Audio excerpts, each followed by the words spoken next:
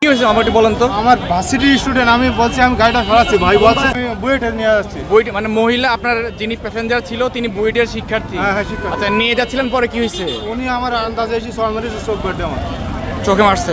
চোখ বাড়ি চোখ মারি। ঠিক আছে। আবার আপনি আমার কথা শুনতে হবে ভাই, আপনি আমার কথা শুনতে হবে। আপনি কে ভাই? আপনি একজনকে চোর মারবেন? আমি বলতে দেন না কথা, ভাই কথাটা তো বলতে দিবেন। আপনার গাড়ি একটু পিছিয়ে দেন, পুরো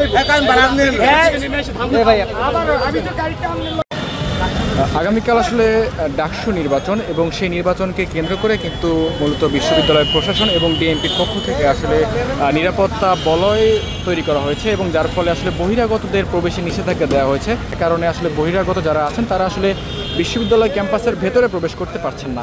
এবং মূলত একজন রিক্সা চালক যিনি আসলে বুয়েটের একজন শিক্ষার্থীকে নিয়ে, নারী শিক্ষার্থীকে নিয়ে আসলে তিনি ঢাবি ক্যাম্পাস হয়ে আসলে পলাশীর মোড়ে যাচ্ছিলেন এবং ঠিক সেই সময় আসলে যখন এই যে নিরাপত্তা বেষ্টনীটির সামনে আসে ঠিক তখনই আসলে রিক্সা চালক ভুল করে আসলে একটি কারকে ধাক্কা দেয় এবং কারে যিনি ছিলেন তিনি বের হয়ে এসে কিন্তু আসলে রিক্সা চালককে থাপ্পড় মারেন এবং তার ফলে কিন্তু আসলে একটি বিশৃঙ্খলার সৃষ্টি হয় এবং পরবর্তীতে কিন্তু পুলিশ এই বিষয়টির সমাধান করেছে।